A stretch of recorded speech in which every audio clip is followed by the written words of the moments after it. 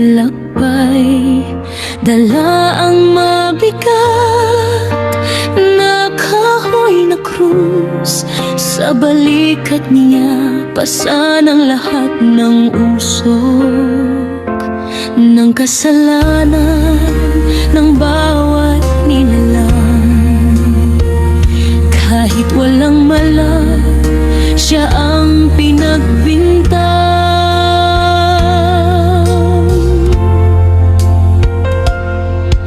Hinala at sumbat, tinanggap ng buong puso. Pinalo at hinampas, walang ibang ginusto kundi ang iligtas ang taong makasalanan. Ang latay sa likod ay walang katapusan. Dugo ay dumaloy parang ilog na malinaw, para ang ating sala ay tuluyang matanggal at malinaw.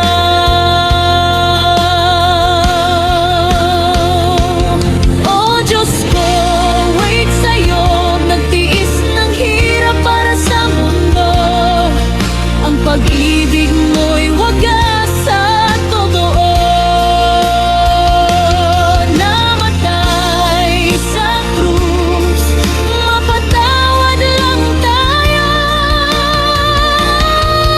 Diyos ko, wait sa'yo, pinuhos ang dugo, dusa'y dinanas,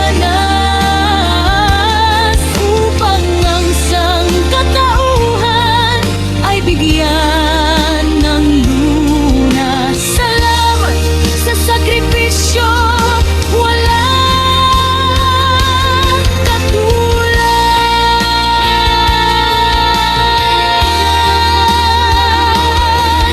Nang marating ang bundok ng Kalbaryo,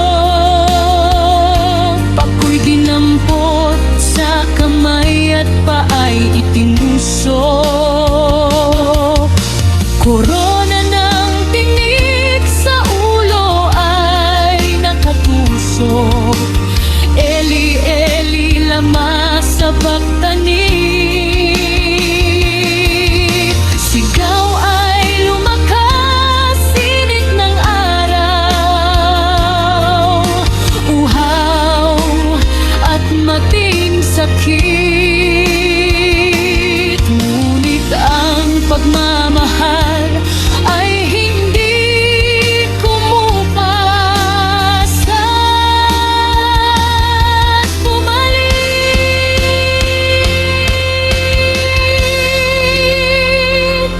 Bakit kaya ginawa ang lahat ng ito? Dahil mahal niya ka higit pa sa mundo. Hindi niya kayang mawala ka sa kanya, kaya't tinanggap ang parusa kahit sobrang bigat pa. Ang kasalanan natin kanya nang kinuha sa krus ng Kalbaryo. Tayo ay pinalaya.